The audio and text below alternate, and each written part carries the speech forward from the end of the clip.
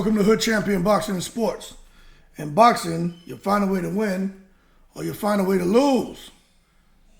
This is what a killer looks like. You see that stone cold face right there? That menacing stare, that 1,000-yard stare that guys who are really about business, that they possess. Terence Crawford, NWA, the assassin, kill for fun. That's what he is. Up against another.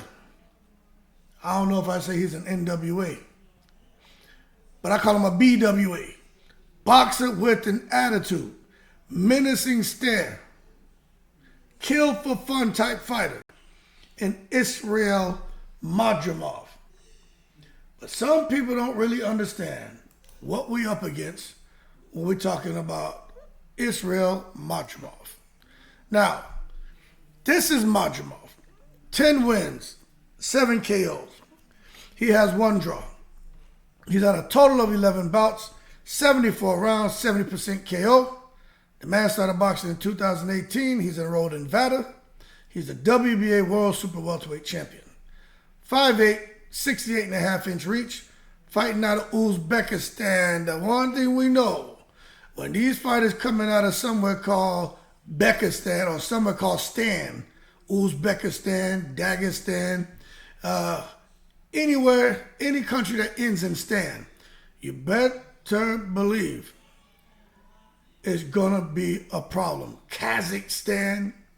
So when you look at this guy right here, you say, man, there's nothing really special about him. Man, who has he fought? You start looking over here at the names. You know, you're like, oh, what the hell is going on? He only had, 11 fights. Who's he fought? It doesn't make sense. Why in the world would a guy with 10, 11 fights, be getting an opportunity at, Terence Crawford, the best pound-for-pound fighter in boxing right now? Well, y'all need to understand something, that when it comes to Mr. Israel Madrimov, my man has had 320 amateur fights with 20 losses. This is the thing. He is known as a killer. Now, some people are saying, they're calling him The Dream. That's his alias, Israel The Dream Madrimov. Well, holy shit. Devin Haney was The Dream. And we saw what happened last week. The Dream turned into a nightmare. And that's what's going to happen when Israel Madrimov faces Terence Crawford. The Dream's going to turn into a nightmare. To that I say, in the most respectful way, that you'll hold your horses and let's not take it to the stupid. People understand this. Terence Crawford ain't no joke.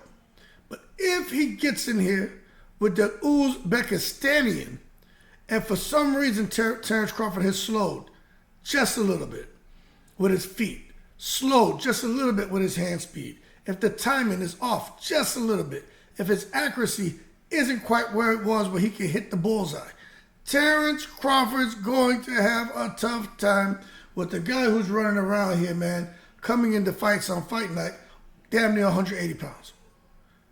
You understand? It's going to be tough for Terence Crawford. Now, what I will say is this. Terence Crawford has never let us down, has he? Terence Crawford, when he gets in the ring, Terence Crawford always finds a way to win. And I happen to agree with Terence Crawford when he says, look, I've seen it all, I've done it all, I've faced all styles. I've faced boxers, boxer punchers. I've faced counter punchers. I've faced brawlers. I faced the boxer brawler. I faced the free swinger. I faced the guy who gets out the shower to take a piss. Any and everyone who boxes in the boxing style, I've already faced it. Hard hitters, super fast hands, anything you could think of. I faced it. I've overcame it. Not a big deal to me. Me getting in the ring with this guy is no big deal. There's a reason why I'm 40 wins, 31 KOs. I've never been knocked out. Never been, he's been hurt a couple of times, but really nothing for the referee to jump in and try to wave the fight off. Crawford has always found a way with his 5'8" frame, 74-inch reach is The problem for a lot of these fighters, in addition to all the other intangibles that Crawford brings to the ring. One thing about Crawford, which his opponent shares, is Crawford will look, if he gets you hurt and he smells blood, he will try to tranquilize you. Matter of fact, in this fight at 154, he's trying to make an example out of Madrimov, who in my opinion is the top dog at 154. He's not trying to just tranquilize him. He's looking to permanently eradicate him. Get him out of boxing. Destroy him. Put everyone on notice. Terence Bud Crawford, that young guy who got shot in the head, that young guy whose mom used to be mean to him and pay kids to try to kick his ass, that young guy who was out here with a chip on his shoulder, couldn't get any respect in boxing, come two-time undisputed, still can't get any respect, bubbling up to 154. Y'all still won't give me the respect? Still don't want to give me the paydays I deserve? All right. In this first fight, I'm going to show y'all what me, Mr. 40 wins, 31 KO, 77% KO ratio, I'm going to show you what I'm going to do. I'm going to take on the Lion, the king of the jungle at 154, and turn him in to Garfield. No more Raw, just a bunch of meow. And if I turn him in to Garfield, oh, I can only imagine what the other wannabe lions in the jungle are going to turn into. Probably more like chinchillas. And I like chinchilla. I could make a nice hat out of y'all asses. I could make a nice jacket. Probably get me some, well, the guy could wear mittens, right? Get me some boots. Nice little pair of trousers. Chinchilla trousers. And be styling on you with my WBO interim belt and my the WBA belt. And then I got to take a look and see what I want to do and whether I'm going to go ahead and get Fundora for the WBO strap and then pick up that WBC belt off him. Or now they're making Virgil Ortiz and Tim Tszyu for an interim WBA belt, or maybe I'll go that route. But the bottom line is Terence Crawford is in a great, great position. But I'm going to tell y'all right now, I just don't think it's that easy of a fight for Terence Crawford. And for those of you who are saying, well, you know, I don't know, Hood, man. You sometimes you seem to be kind of on the fence, you know, when it comes to some of these fights. It's because I know a 50-50 fight when I see one. Now with Terence Crawford and Madrimov, I can see it going either way. But this is what I think the key is. You know what I'm going to tell you what the difference is? Madrimov already went to a draw with somebody. That's not good. Terence Crawford, you know what I think the difference is in this fight? Let me show you. It ain't the fact that he faced Earl Spence. It's not the fact that he faced the Vanessian. He faced Sean Porter, who was a little bit aggressive with that style, rough and tough, coming in, put the bing beans on you. But Porter doesn't have Madrimov power. Kell Brook, don't even talk about him. But there's a guy that Crawford fought. His name is Edidžius Kavaliauskas. No matter how you pronounce the name, I'm pronouncing it like it's spelled. Someone like it's Kavaliauskas. Yo, unless you're from wherever the hell he's from, shut up. Bottom line is, Kavaliauskas is no joke. And he gave Bud the business at points early in the fight. But then you saw what happened with Bud. Bud said, you know what? This guy's no joke. I need to go into the phone booth. Come out as southpaw, man, and beat this dude down. And that's what Crawford started doing with those 74-inch arms, or with his 74-inch reach. He started countering. He started timing him. He started stepping to him. He started making him pay. He started to discourage Kavaliauskas. And then you saw what happened is Kavaliauskas just couldn't take the pain. You know, people forget, but Terence Crawford, hands are the size of a heavyweight's hands. They say his hands are as big as Mike Tyson, Lennox Lewis. I don't know if y'all ever seen Lennox Lewis' hands. Yeah, that joker's got mitts. You know what I'm saying? If he was out there playing baseball, he wouldn't need to catch his mitt. He's got them big-ass paws. So the fact that Terence Crawford's hands are the size of a heavyweight kind of explains why when he was sparring guys his own size, they wouldn't let it happen because they said he hit too hard.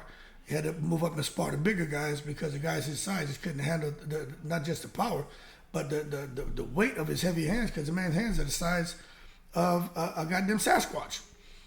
So that being said, Madrimov, we got to asterisk this, right? Madrimov is a bigger version of Kavaliauskas, and maybe just a little bit smaller than Triple G. But all their styles are pretty similar.